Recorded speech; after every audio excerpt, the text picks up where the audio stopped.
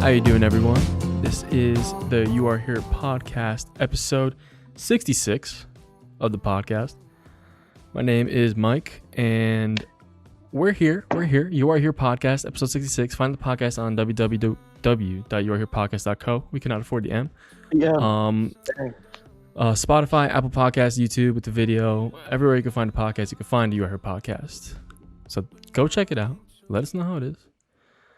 And we hope that you have a good time. Now I'm here. You're along for the ride now, baby. I'm here. We're all Strap here. in. We got Dave here. Dave, how you doing? I'm doing all right, man. Let's get a Doing little better. news report. Beep, beep, beep, beep, beep, beep, beep. We're on the scene with Dave Valino, cooped up in a New Jersey, woodsy.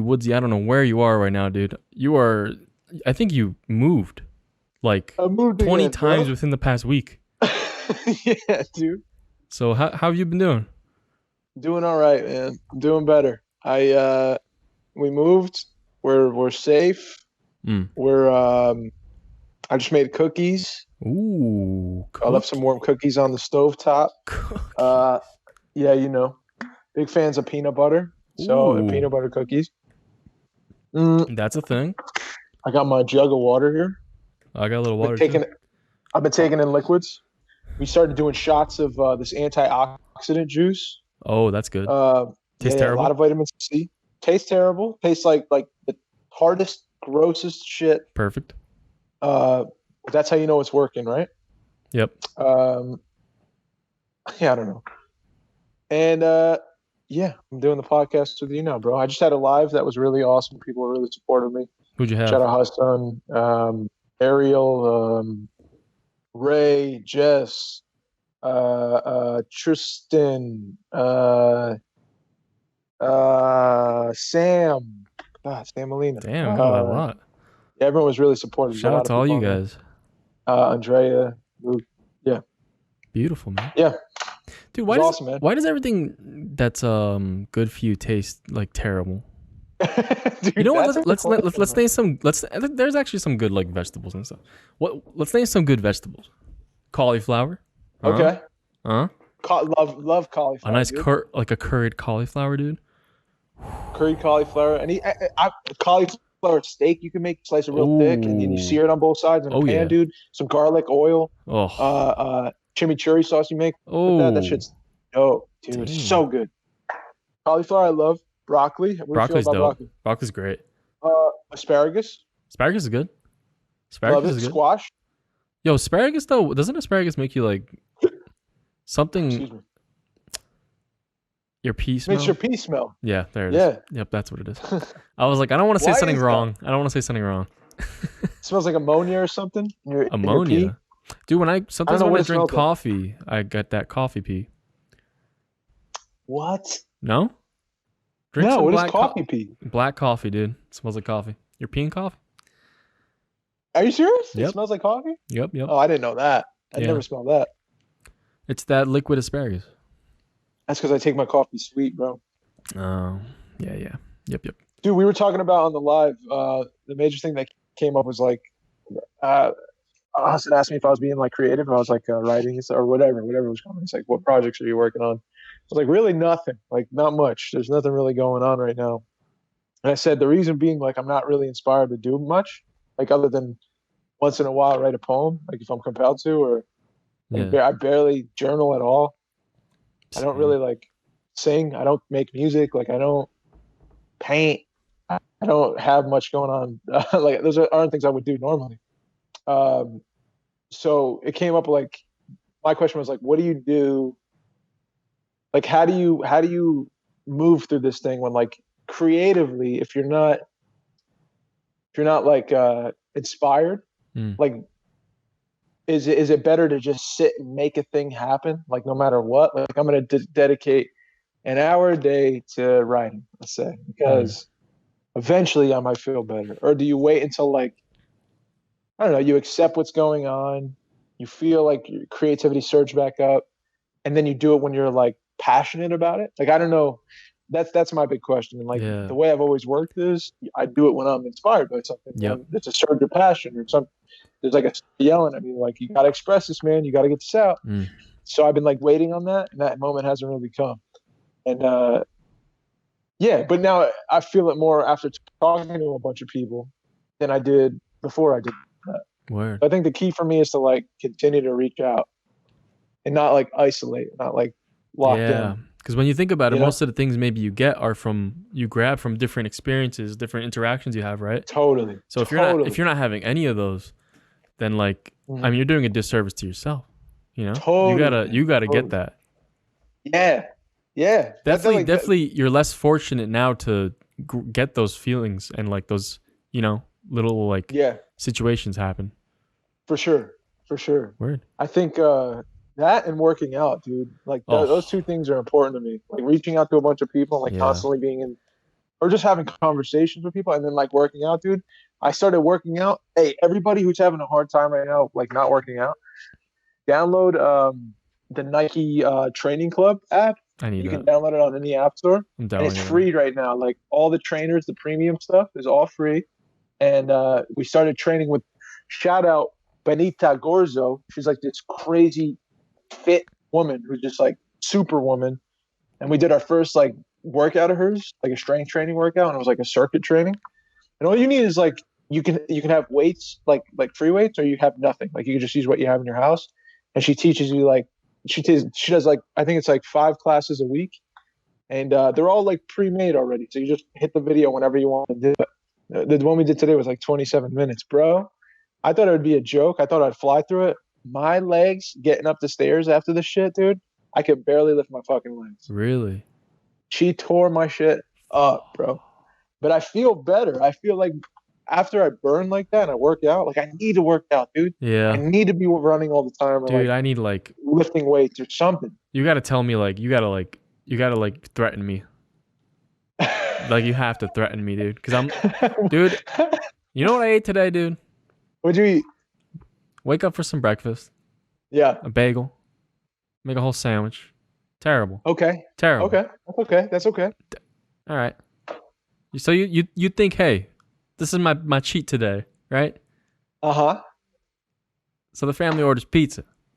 Oh, I love pizza. All right. Man. So I didn't eat. I picked the Would you have 2 I picked meals the today? healthy slices, right? What are the healthy slices? You know, like a margarita slice. Yeah. Okay. Got you. Yeah, and like we got like a gluten-free kind of. I don't know. I was like, hey, gluten-free. Okay. Hey, there we go. Cool. There we go. How many pies did you guys get? You got pies or you had slices? We usually like save them for a couple days. Oh yeah, that's that's the worst though, because I don't want to eat pizza for a week. Yeah, dude. All right, but then you think I'm gonna stop, dude, and then I sit there, I start watching a movie. Yeah. I'm like, hey, I gotta break out the chips. Yeah. And I gotta break out a chocolate bar. You got to, bro. I have to, because it's the salty and the sweet, and if you have the salty, I really have to. You're set, dude. And how do I feel? Terrible. I feel awful. And hey, is this the first time I ever did this? No. No. No. Yeah, dude, it definitely isn't. No. I need to someone needs to threaten me. Do you have like comfort with food? Do you feel comfort with food? A lot of people do. You know what? I heard someone say this recently. They said they're like a bottomless pit, dude. And like I could just eat all day and never be full.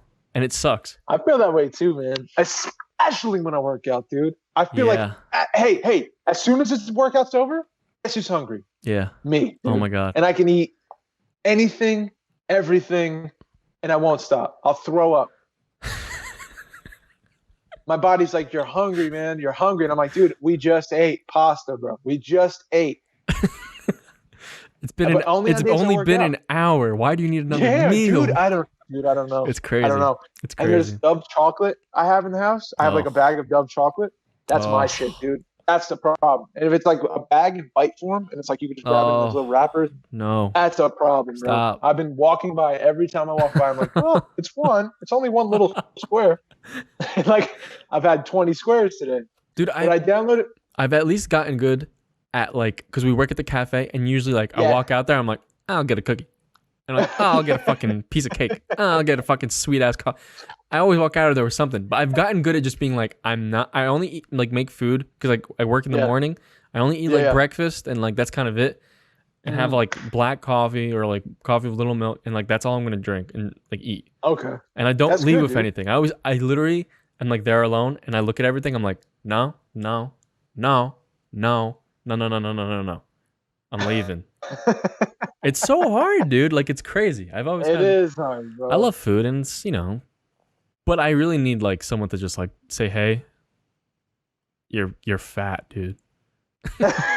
I don't think you need that, bro. Dude, I need it. I don't think so. Suck. I think you need right now, dude. I have no motivation. Here's the thing, bro. Like, and I really want to, but I just don't. I don't have motivation for this shit either. I'll say I want to, but I'm just like, no. It's saying it and doing it is two different. Saying it and feeling like you're ready for it is two different things, bro. It's two different things. Yep. I could say, yeah, like I'm ready for this, and I'm bullshitting myself so badly. Because I'm not ready for it. I'm just saying the shit out loud, hoping that I'll be ready for that shit. I downloaded this app, another app called Lose It, and it's an app where you just you're calorie counting. So I input all the shit that I consume in a day into this app. It takes like your weight into account and your age and everything. Really? And you can and you could calculate like what you've eaten if you want to lose, let's say like 10 pounds by July. It'll tell you like the certain amount of calories you're supposed to take in a day, or like if you cross that, you're not going to get to your goal. Because it's all biology. It's like if you put in this amount of calories in your body, everything has like a label on it. You're going to know what you're putting into your body. If you log it every day, you know exactly what you ate during the week, and you're not like, damn, why do I feel fat by like Friday? You know what I'm saying? You're like, oh, I took in 200 calories extra every single day this week. Of course, I feel a little weird. Yeah. So it's been helpful, man. Just like logging my calories and working out again. It's a shit. Yeah, I gotta do that actually. You know what? I was a lot more fucking fit when I had an app like that. Oh, for sure. It's crazy because I would check my like my steps and like how much miles and stuff I would walk or whatever when I run and shit. And I'm like, oh yeah, I'm getting up there. Like I was doing like 30K every day, like going in. Yeah. Now I'm like, I have nothing. I'm like, oh, I don't want to do anything. I know, dude. Which is weird. But you can't go on hikes right now, right? You can't do anything. Dude, at this point, I don't give a shit, dude. I'm going. That's it.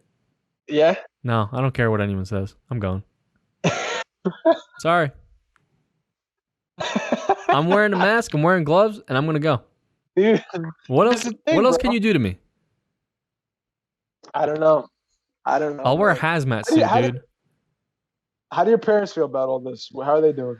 They go on walks, Dude, one day I went down to I was up here in my room and I went downstairs and my dad's in the basement playing guitar, and I just see my mom walking in circles around like the counter, and I'm like, what are you doing? She's like, I literally was like, are you running laps around the counter? And she's like, yeah. I'm like, well, oh god, this is it, dude. It's going downhill, man. It's getting bad. At that moment, were you scared? Were you like, oh no? It was different. I was like, I literally was like, are you doing that? Like, I knew exactly what you were doing. I was like, wow, you're doing that. And I was like, you know what? Do what you got to do. It sucks. It sucks. But they go on walks and stuff around here. So. Yeah. But how do they feel about all of it? Like, are they want to open back up, or what do they feel like we should lock it down more? I tend not to get into any like. I kind of don't talk to them much about like things happening like that. It's kind of more about just like being in the moment here at home. Me having to get things for them, and I don't know. I think they're very they see both sides of it. I think we all kind of see the pros and cons of each side, right? Yeah. Where it's smart to kind of lock down on everything, but also like we can't be like this forever. You know what I mean? Yeah. You been watching anything? Or are you inspired by anything right before this, man? It inspired me a lot. I read the book in middle school, but I just watched the film for the first time. It's Perks of Being a Wallflower. Oh, you just watched it for the first time, bro? Yeah. Come on, Mike. Dude, it was Really fucking Isn't the good. book amazing though? Book's And amazing. the movie's great. The movie's great. Yeah. Really What did you fucking good think? movie, man. The director, I started looking into like a lot of the author. I want to get into this kind of topic. I want to get Yeah. into like I noticed a lot of movies are based off of like or adapted from books. Like a great amount. Like Godfather, like so many books are like some of the best movies ever. And I was always thinking of like how hard it'd be to like take like any book and like really change it and like do the best thing for the adaptation, you know, to like to make a screenplay off of the book. Yeah. Like right now I've been reading this for a while. It's If Beale Street Could Talk. Yeah. And I saw the book I saw the film first, but I wanted to go back and read this. And I forgot I even saw the movie because I was reading this and I started getting glimpses in my head of like the actual movie. And I was like, wow, it's like I forgot that I even like connected these stories at all. You know? So maybe it felt like it was kind of at first like I guess it does reign true like the director that chose to take that screenplay on. It kind of like they did the book justice, you know, that like I can remember like without even remembering like what it was about. But I found this this clip of I actually found this channel today. It was what's it called? It's called Behind the Curtain. You ever heard of these people on YouTube? No. All their videos are basically I think they do different series, but the titles are usually like How I Wrote and then it's the movie title. So oh shit. This guy wrote didn't this guy write Fight Club too? Chuck Palahniuk, no? Oh yeah, bro. Yeah. So he wrote that movie. He wrote the screenplay for Perch? I think. Really? Wait, no, maybe not. I think I'm mixing things up. Tripping if you did. Even Chbosky wrote the book. Yeah. I don't know who wrote the screenplay. No, wait, he was. Oh, he wrote it and directed it? That's crazy, actually. He did? Think about that. Yeah, wow. But I want to go into. He kind of answered my question with this because I thought it was like a very hard thing to do. Can I share my screen and maybe we can watch this together? Yeah, if you could, if it works, for sure. Should be able to. Be awesome. Hold. You see? You see? Oh yeah. Oh, I can see myself. We're good? Weird. Yeah. All right. You can still see? Yeah, I can still see. All right. Let me know if the sound isn't working or not. Okay. I would take the book and go through and use a highlighter to highlight all the stuff. Like I want to use this, I want to use that, because the book has got a lot of stuff and it can't all go into the movie. And then sort of use that as a guide and then sit down and stare at a blank screen for hours on end. Any novel has the advantage of being able to describe both external behavior and internal behavior. Screenplays don't have that luxury at all. It's watching external behavior. So even if you're faithful to a novel and a scene feels like it's faithful to a novel, if it works on screen, you have made changes to it. The thing that comes down with adaptations is you have to work as hard as you do on an original script. If you turn into a producer, director, or studio executive an ungodly mess that's really faithful to the novel, you're going to be replaced by another writer. If you were to die right now, how would you... That's kind of the clip I saw. Ooh. You know? Okay. I was just very, I don't know, I was very, because when I thought about like taking from a book, it makes sense to like follow so closely to like the story and stuff. But hearing him say like you're taking the best, you know, kind of things. Yeah. It kind of turns into your own thing. Because I thought like it's almost like, oh, you're taking from the book and you're making it, you know, this thing. Right. But it's I'm sure it's even the same thing as like making your own story. Did you see anything in Perks that was like, seemed like a new moment, but it reflected the book? Like something that you were like, oh, I remember from the book, but it was different? I read the book in like middle school, dude. So I don't think I can really spot it, but I mean, it seemed pretty like accurate to the story. for the Yeah. most part. I I just saw the movie Mhm. before I read the book. I don't know. I like when I'm like inspired by a film, and I'm like, oh, I want to read the book. Yeah, As soon as I'm I on that see the now. film, I want to read the book. And then you go back and you read the book, and you're like, oh, they didn't bring this into the movie. This wasn't in the movie at all. This is a whole new layer of the story that I had no idea was even a thing. And then you go Yeah. watch the movie again, and you're like, wait a second, that character's been carrying this around since like he was 5. And I know because the book said so in this one moment that they didn't bring into the movie. You know what I'm saying? Yeah. There's like secrets the book will give you and Yeah. layers that the movie won't because it can't. Yeah, It's I don't interesting, know. man. Really interesting. I always like that though. I always like watching the movie, going back reading the book, and then checking out the movie again. Yeah. Wasn't the Rose Garden based off of a poem? Yeah, it was based off a poem, but it like super loosely. It was like Yeah. How was like the process of like what was that like idea kind of? it was I wanted to write a story with 2 people. I wanted it to be a super personal story. And the idea of like this the one that got away thing kept like snapping in my head you know, I don't know, it was just like an idea I had that like the unfair quality of like time and relationship, and how a circumstance could come across and time will always move forward and derail or separate 2 people in a relationship. And if you return back to that relationship and time has moved forward, what would that relationship be like now? Because everyone I think can relate to and like get really personal with like, oh, this relationship went south for whatever reason, a multitude of circumstances that probably were out of their control, or they made a choice that they didn't see. You know, one person made a choice didn't seem like it was a big choice or like a groundbreaking choice, but it pushes you away from a person. And then later on in life, you realize, like the older you get, you realize like, wow, that was a big change I made in my life.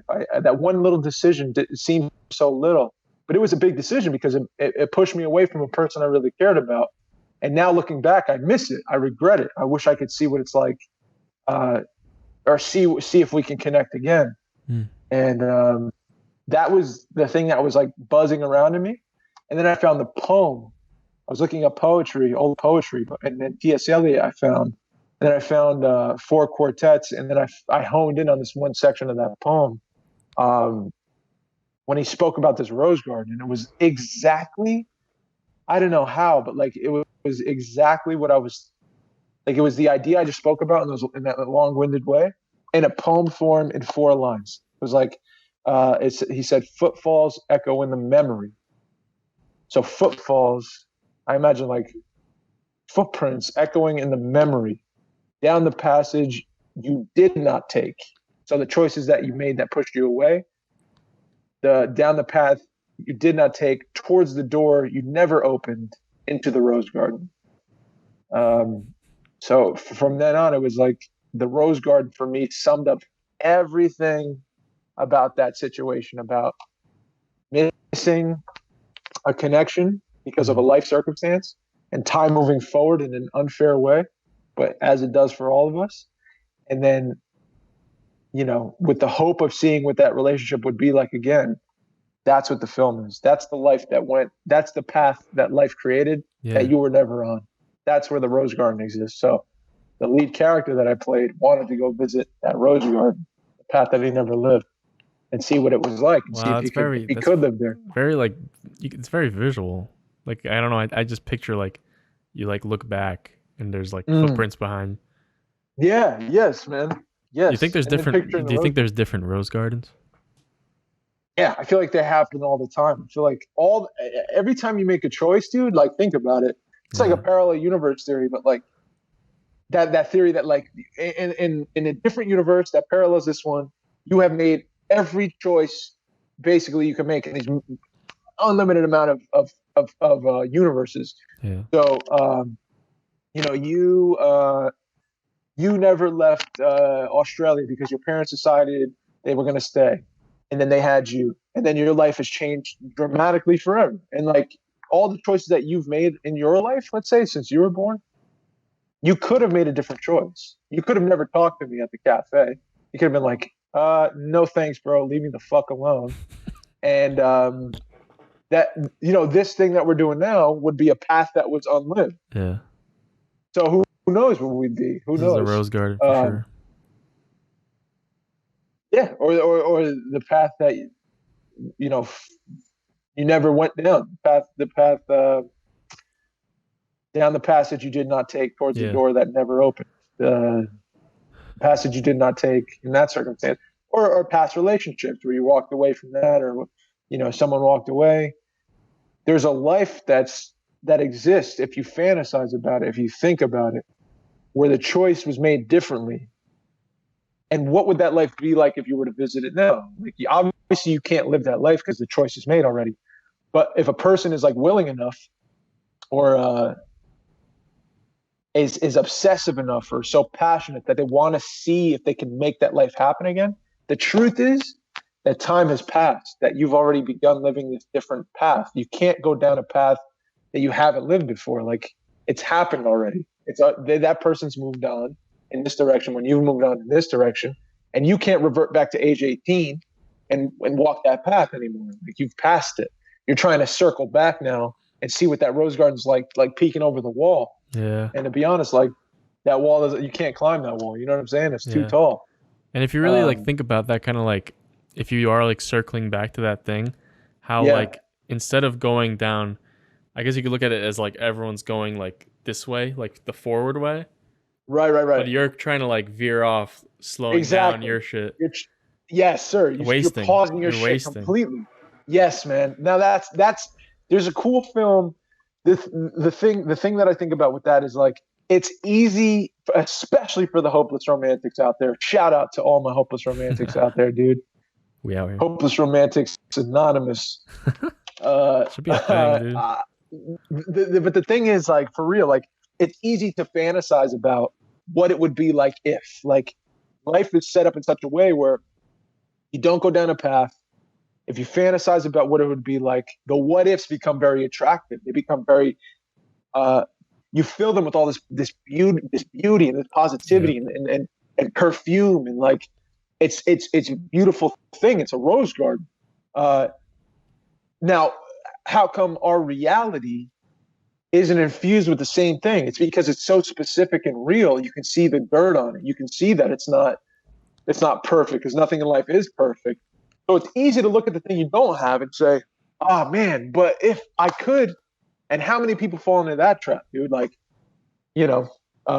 walking away from things that they have in their life that they're gifted with, walking away from them to go get something else that they think is more attractive and more appealing because they don't have it, and then realizing that it's not all roses, and then coming back to the thing that they were gifted with and seeing, like, that thing's moved on too. You made a mistake. Yeah. Life is set up in that way. I think the movie Midnight in Paris by Woody Allen. Have you ever seen that before? No. Oh, Mikey. Okay. Write that down. I want you to watch that. Midnight in Paris.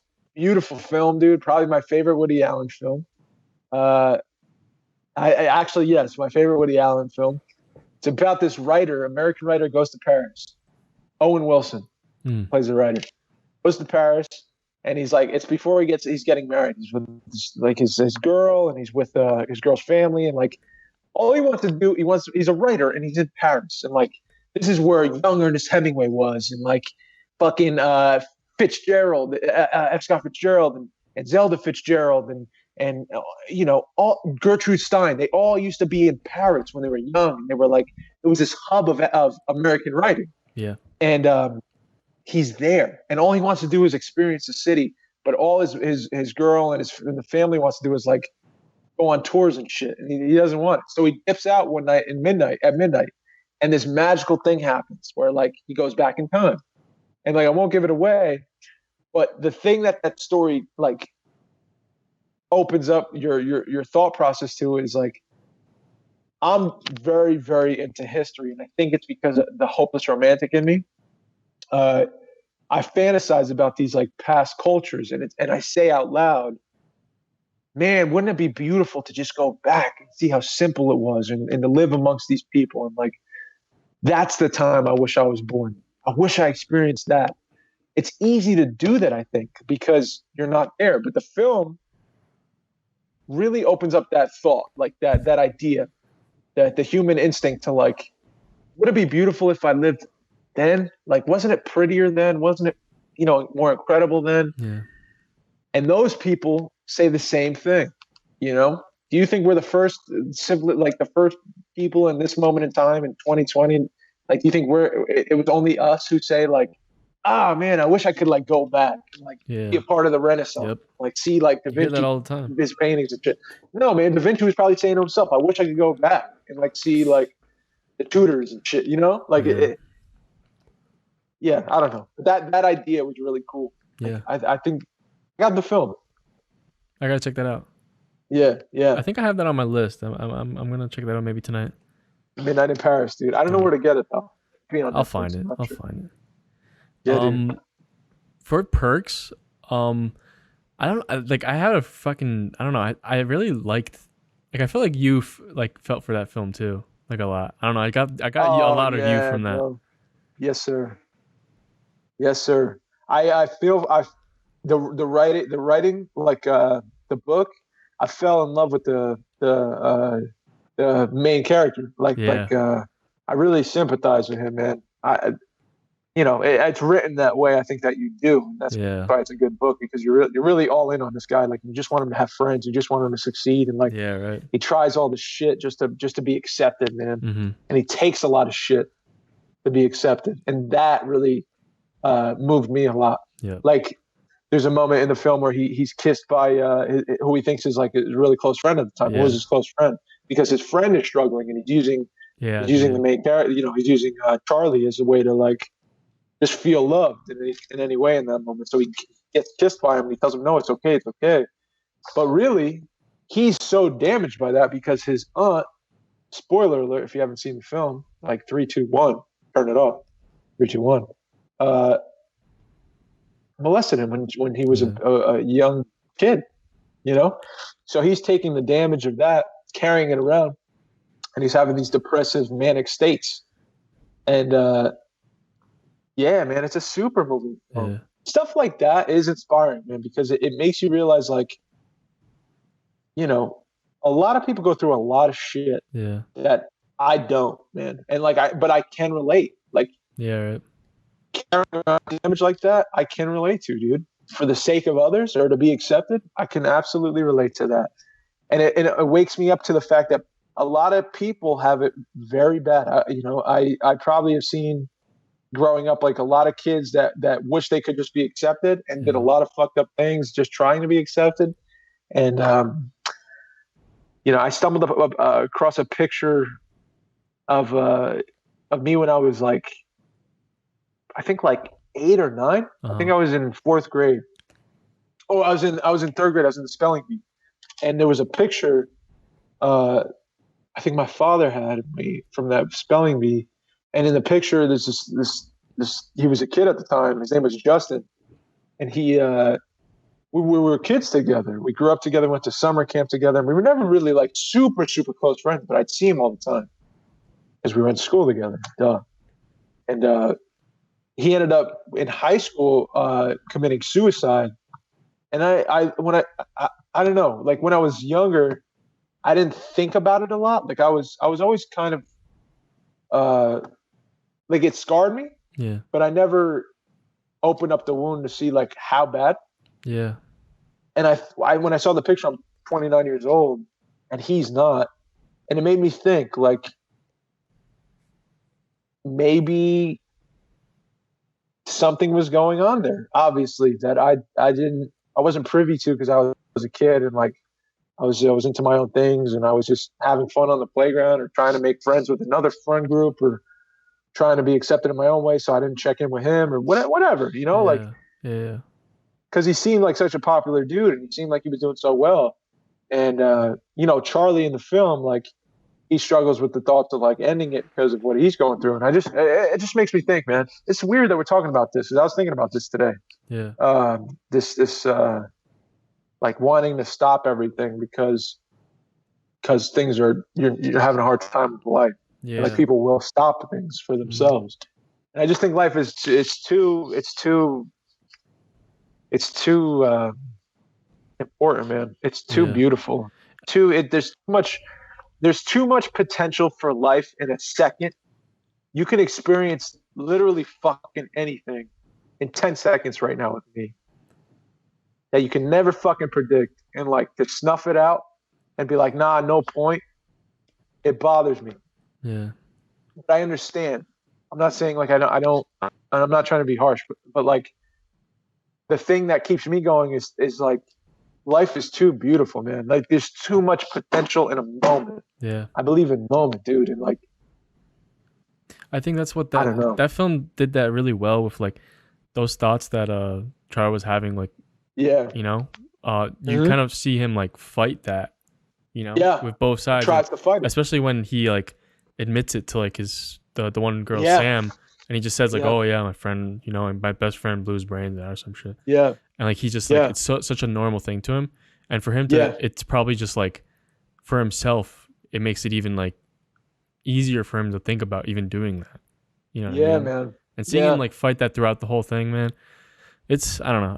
I found it really just it explores so many different like I think relatable emotions. That's just like I don't know. Man. It's tough. I don't because a film like that and a story like that, it wakes you up to the fact that you're not the only one hurting, right? Yep. Charlie is too. You know, he's a fictional character. It's so specific that it becomes real. Charlie's hurting like in different ways, maybe, or different circumstances that have hurt him, but he is hurting just as much as the person who is not accepted by the group that they like to be accepted by, or even when they are accepted by the group, like to be loved by a person or whatever. Like we all feel that. We're silly to say we don't. And we carry ourselves around like, no, I'm good, bro. Like I got everything and I'm good. Like you have the problem. You're on your own, man. I never heard anything like that. We've all felt that, dude. To different extents, but we've all felt that. Yeah. And a film and a story like that is beautiful because it's vulnerable. That boy is going through it and he's expressing it through circumstance. You're seeing him act, do things to try in an attempt to be accepted, to be loved.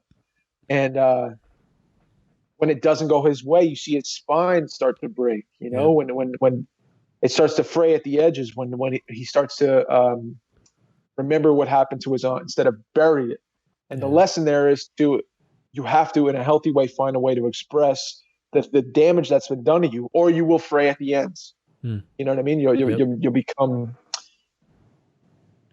dangerous to yourself, you know? I really related to that, like that bottling and just like stowing away. Like, crazy, man. Yeah, bro. I had a you go. I had like this crazy thing happen to me where I talked about this last week, like or 2 weeks ago or something, where I don't know that I'm going through a thing. Yeah. And I don't know it exists in me, that I'm holding on to it, and then something happens where it explodes out of me. And I had this full-blown fight, like face-to-face scream match with someone who's close to me. I won't say who, because of what's going on. And like the way I was being treated, I felt like wasn't right, because, you know, like through all this quarantine stuff, I've been being very safe. Like I don't come over your house even though I want to come over your fucking house, and it's because I don't want to get you sick or your parents, and I don't want to. If I am a carrier, don't risk anything for everyone. Yeah, I don't know. I'm just trying to play it safe, and that's my way of dealing with this. Yeah, controlling it in my own way. And I had this person in my life who was like pushing me and trying to get me to, in a joking way, pushing me. It happened last month. And I moved, and like whatever. And I've moved, back to where I am now. This person was here. And it's not my parents or anything, but this person was pushing me again and joking in a joking way. And I warned this person, like, hey, I'm not going to be here with you, making fun of the way I'm choosing to deal with this. Like, I'm not happy about it. I don't want to do it, but like, I'm just trying to distance myself and be safe. I have I want to take care of everybody. I want to take care of my wife. I want to take care of myself. And like, I don't want to get this. I don't want to die. So like, just give me my space. It's not funny. It's really not funny. And I said it in a joking way at first. And then I said, it kept happening. And I said, within a minute, it kept happening. And, bro, like I'm going to blow up. I'm just telling you now, like if you keep doing this, I'm going to lose my mind. I'm going to blow up. I'm just giving you a heads up. And I don't want to, man. Like I really don't want to do that. I don't like conflict. I don't want to fucking blow up. Yeah. I don't want to have to like defend myself. But it was about setting a boundary. And it kept happening. And like the fourth time I was like, all right, fuck it. I'm blowing up. Like you did this. Not going to be treated this way, whatever. Got this close to each other's faces or screaming at each other. And, there was a resolution and things are better now. But it took me like when it flew out of me, when I was like expressing it, when I was communicating it, I was so clear headed, bro. Usually like I get super beat red and mad and like all I see is red. And you've seen that. But it wasn't that. It was like, this is how I'm choosing to live. You're impeding on that. This is what I need you to do. This is my boundary. Respect it or don't, but move away. Like that was it. And it was so clear-headed, bro, but it was so packed with emotion that I didn't know I was burying for the past, 2 months. Like, I don't like the way I have to live. I don't like not being able to give you a dap. Last time I fucking saw you, which was like a month ago. I don't like having to worry about my parents every day and, my grandparents. And I don't like this shit. I don't like a second of it, bro. It pisses me off. It makes me upset. And those things I wasn't expressing were buried in me. And I was just pretending to be like, it's all good and keep smiling and make everyone happy. Yeah. And because I didn't express those things, they came flying out of my chest when I was impeded on with the way I'm living. And the thing that came out of me was, I don't even want to fucking live this way, man. But you're fucking with me because I'm choosing to. Like, I don't like this. Yeah. You apparently don't like it either, but don't fuck with me. Yeah. And it came out in a fight, and I wish it didn't. I regret it. Yeah. Also, I'm glad the boundary's set, because now we're both clear on how to live. I don't want to become, Yeah. I have a fear of becoming an asshole. It just feels like such a waste of. Yeah, it's just such a waste of I don't know. There's no point. It's so easily avoidable that it's just annoying to do that. Because some people genuinely, maybe they're afraid for whatever reason. Maybe they have their own fears, and the way they handle it is through humor and through. Yeah. Dude, we're gonna be fine. This thing is it's made in a warehouse, and it's just the government trying to just fuck with us, and no one's dying really, and that's their way of getting through it and bringing light to it, and maybe it's not as big as a threat in their mind if they just tell themselves it's not as big a threat or whatever. But you can pull up the numbers and see, it's kind of scary, man. Anyone can die right now, and people are losing people. Hey, man, it's scary as fuck. If 22-year-old star athletes are dying, and Harvey Weinstein, quote unquote, survived it, hey, man, I would be scared. So I'm saying, I'd be safe, dude. And I'm just trying to play it safe, man. And I think people that aren't, maybe they actually do believe it's not a scary thing and it's not real or whatever, and they believe that wholeheartedly. I don't think that's true. I think they're seeing what's going on, and I think they're just choosing to say a certain thing and make humor, and that's the way people deal with situations. Yeah. And I understand it. I'm not trying to say don't do that. If that's your way of handling it, cool. Everyone has their own way of doing it. Just don't do it near me. My thing is, don't make me the joke, because it's not funny to me. That's my point. Yeah. It's not funny to me. And I had I didn't have to do that, but I did that. I made a boundary, and it was respected by the other person, and we're all good. We're all good. But it was an event. It was an event, dude. Pay-per-view. Yeah. Fuck, I wanted to say something. Oh. What was it? Oh, I was you were talking about you were kind of going back to those kind of older times and stuff. Do you ever go back to old family pictures and stuff like that? Dude, anytime I can. So my mom the other day pulled out a bunch of old stuff from the last time they went to Poland, which is where my family's from. and they had a lot of like old stuff I haven't seen yet, like old pictures of my dad, my mom, when they were young, like that whole family. Dude, it's like, oh my God, dude. These The quote pictures. from the film, dude. Did you catch that? What? You're talking about something about Perch being a wallflower that he talks about in the film and the book. Wait, what part? When he's one day these pictures will all grow up, and these pictures will be just old photos and Yeah. oh man, yeah. you gotta find the quote. You gotta find the quote. Fuck. I don't know how to find that. Fuck. Oh, dude, Yeah. I'll look it up. Oh shit.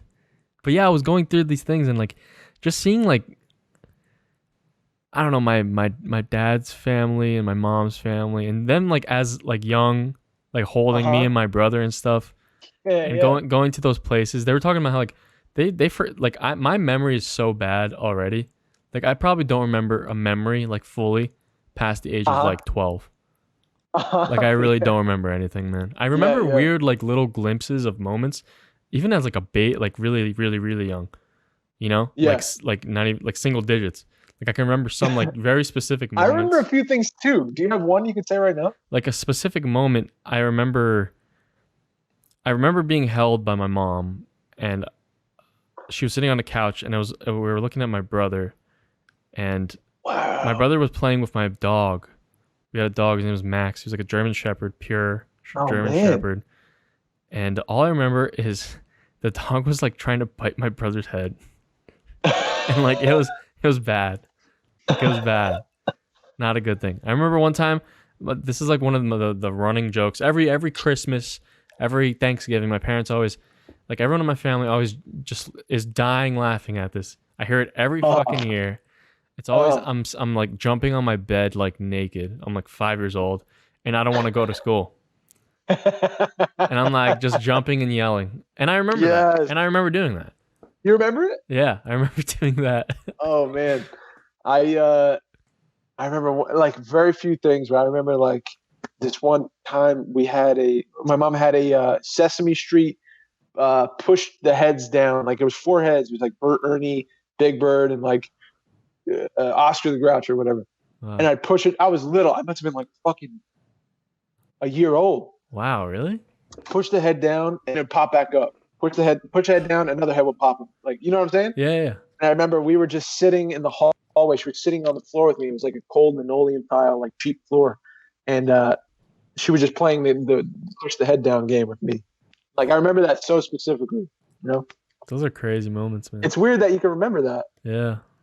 I don't know why. It's a significant moment. Like, why do you think you remember that? Because it's a sweet moment. Yeah. You jumping on the bed at 5, not want to go to school. It's like, it's funny. It's cute. Yeah. You know? Yeah. Naked. That's fun. I got the quote here for you. Yes. Stephen Chbosky. I know these will all be stories someday, and our pictures will become old photographs. We all become somebody's mom or dad. But right now, these moments are not stories. This is happening. I can see it. This one moment when you know you're not a sad story. You are alive. And you stand up and you see the lights on the buildings and everything that makes you wonder. And you're listening to that song and that drive with the people that you love most in the world. And in this moment, I swear, we are infinite. Yeah, dude. Those old photos we come in like. I actually wrote that the end of that quote down. I put this moment. I am infinite. I wrote that. Fuck. Yeah. There's beauty in good, moment, man. We gotta find ways. I'm talking to myself to even in these days, dude, with what we're surrounded with, going to the same place, living in the same spot, seeing the same thing every day, whatever. It really is a new day. There really is new things happening in front of you. If you slow down and smell the roses, dude, there's going to be something to be grateful for. I swear. I know it. And I'm telling myself that because like I don't do it enough. The days blur. But like I'm grateful for today. I'm grateful for this day and this moment. I'm really, truly grateful for this conversation and like you waking that thing up in me again. I want to remember that. And just try every day to slow it down and find that one thing to be grateful for that's new. It's there if you look. I swear, it's there. There's something there. like in front of you. Yeah. There's something there. Yeah. It's a practice. Also, I don't know, I want to throw in, there's just like with the poem, like the rose garden thing, it's like all those like different paths. There's so many different paths in the day. Yes. You know? Yes. Like there's so many different things that you can do that'll lead to something else. For sure. And there's definitely like lights at each of those, you know? Yeah, so man. Don't lose hope, you know? Yeah. And reach out. I'm gonna do more of that, dude. I need to do more of that. That's fuel for the soul for me. I need to reach out more. Thank you for everyone reaching out to me, man. Even though I'm an isolating sucker right now. Hey man, you kind of need to be. Yeah, I don't know. But there's definitely ways to reach out without, you know, risking life. Yeah. That's true. I'm not saying everyone. I'm just saying like just people you feel comfortable with, or you're inspired, or you feel like you should. Yeah. Dude, another thing I was going through with like the old pictures and everything too was I started looking at like old I was calling with my brother. We were looking at old cartoons we used to watch. Oh man. And they were like old, like what did you used to watch as like a kid? Like growing up? Little Bear. Oh, Little Winnie Bear, the dude. Pooh. Oh, the old tapes. Fievel Goes West. That was an old VHS. Franklin. Yeah, Franklin.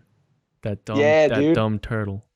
Yeah, and then when I was like getting into my tweens, it was like Hey Arnold. Oh, you know, that was like my guy. Hell yeah. That shit was my show, dude. Yeah. That was my show, bro. Hey Arnold was it. What'd you watch? I kind of the same stuff. But I was surprised at how many like my parents made us. They didn't make us watch, but they just put it on for us. Like a lot of Polish kid channels. Oh wow! And kids shows. There was one called it was like my favorite one. It was called Koziołek Matołek. Which means I actually don't know what the whole name means, but it was basically like this white goat, and he would like just go on like it was kind of like a Tom and Jerry show, and he would just like do these random things, and like I just remember so vividly like watching that stuff. There were so many other ones that I don't know the name of, but like I just recognized, like I looked up on YouTube like the videos of them. I'm like, holy shit, there's so many. And then I was going into like what they watched as kids. Yeah. And it was like some of the like those same kind of cartoon things. It's so weird looking at those because they looked so obviously the time period was very like old communist kind of, you know, Europe, Poland. Yeah. And like it just looked like it, man. Like it looked like very like minimally, you know, like those like the screen cards. I don't know, it's just like really weird. They showed like army and like war, like I don't know. It was interesting just to like go back to that and see what like they watched and stuff like that. You got a huge Polish influence as a kid, man. Yeah, like big. a lot of families get away from it, right? Like a lot of I know a lot of Italians. I lived with my great grandma. She raised me like till I was like 20. So that's where I got a lot of that from.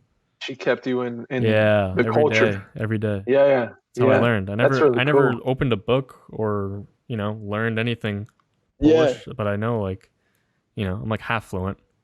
Yeah. Like we were growing up, like I got my parents and their parents were like, they were trying to transition as fast as possible. So they were full blown. Didn't speak Italian. Oh, they were like Italian, like they spoke? My great grandparents came from Italy and they spoke, and I'd be by their house all the time, and I hear them speak to each other, but they wouldn't speak to their kids in Italian. They refused to speak to their kids in Italian. And then my parents obviously like spoke barely any Italian or no Italian. And I just wish like I had a touch of that. Isn't that kind of sad when you like think about that? Very sad. It's like those people came here to like, live this life and everything, but they're sacrificing their culture, Yep. It's very, I don't know.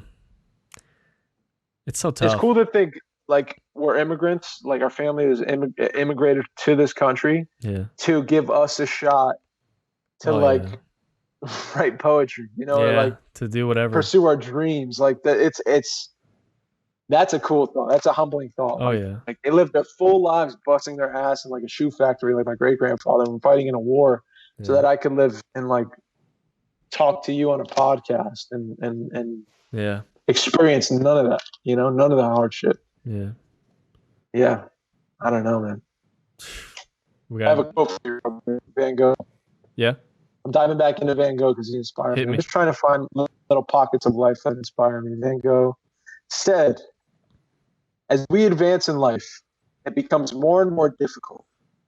But in fighting the difficulties, the inmost strength of the heart is developed. Whoa. Yeah. The strength of the heart is developed in fighting the difficulties as we grow old. I think life does get more difficult, to be honest. I think my life was way easy when I was 15. Yeah. You know, if I could flash back to 15, I'd tell my 29-year-old self, or 29-year-old self would tell 15-year-old self, like, my brother, like, enjoy everything around you right now, man. I promise you that girl is not gonna be around. I promise you, these grades, you should care more about them and less about being accepted by people around you. And like, you got a good thing going here, man. You got a real good thing. And you get older and then things start to change, and Yeah. That's a hard. there's just more. That's There's a more hard hardship. thing. That's a hard thing I find. Sorry. That's a hard thing I find. Like the balance with is like that telling that younger self, like, just live. Like live what you're doing. Like live it to How the many times were you fullest. told that when you were young? So many, and you Oh, never me know too. what that fucking means. Yeah, dude. Yeah. What do I you mean, you're mean, still here. dude? You're still young. We're still young. Yeah. But like, you don't know until you get old. You don't experience hardship in life until you. Well, I mean, you experience hardship in life, but it's different. I don't know how to describe it. Yeah. It's different. I feel like life unveils itself to you in layers, like an onion. And like the older you get, the more layers fall off, and you find like, oh, really, life is this, and then it evolves again as you get into your my late 20s. I'm in now, about to be 30, and just new things happen, and you think of different experiences. You think of different things that could happen that you never thought of when you were 18, and now that's something that you have to focus on. And I don't know, life. What I'm trying to say is, I think life just has a way of. It gets a bit more difficult as you get older, but you're also more aware of things. So it's like a reward. Yeah. I don't know. No, I get you.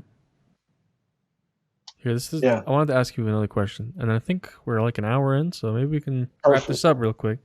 Perfect. I thought about this. I was, what's one emotion or trait you'd like to quote unquote master? Emotion or trait? Yeah, an emotion or like personal trait. You know what I mean? That I'd like to master. Ooh. I'll say mine. I want to say. Yeah, go ahead. I want to say communication. Okay. Because I think a lot of problems I that develop in my life, past problems I've had, were a lot from a lack of communication. Yeah. And that, I got you. And like I just want to figure out how, like, it's so simple to think that you can just solve all these problems just by like saying what you feel and just asking, how can we make this better together? Or how can we do this? It's a simple thing. Yes. But yes, it is. But in the way of that is there's just so many things. There's fear. There's guilt, like a cockiness. I don't know, so many different things. I don't know. Yeah. I got you. That's me. That's a great one. Communicating. A trait. Oh man, you know what? If I can master self-love, that would be the one. Oh, that's big too. Like there's an absence of self-love in me since I was baby boy. And if I can master that, I'd be a happy man forever. Yeah. Because then I don't need to please anyone or do anything that I don't feel. There'd be no sweat. I would love to master self-love. Damn. Loving the person I am for who I am right this second, flaws and all. If I could do that, that would be the one. That'd be the one. Well, Dave, That's a great question, Mike. Dave, I love you for who you are. Hey, I love you too, man. Thanks. For man. exactly who you are, dog. I mean it. Soon we'll love ourselves for what we love, for what we are. Mm-hmm. And we'll get there. And We'll get there. It's a process. Yeah. It's a process. All right, Dave. Are you gonna come trim my hair, bro? Cause this shit's crazy. I can show you what I learned. You gotta give me the scrape up. The scrape. All right. I'll bring my safety scissors. All right. Wear a mask. Well, all right. Well, this is I guess we'll end it. That was nice. That was a quick one, dude. What the hell? Oh, quick. That's a mark of a good one. That's the mark of a good one. Yeah. Well, hey, that's the You Are Here podcast, episode 66. Spotify, Apple, Anchor, YouTube, www.youareherepodcast.co. We cannot afford the And this is Mike, and I'm signing out. This is Dave. I love y'all. Peace.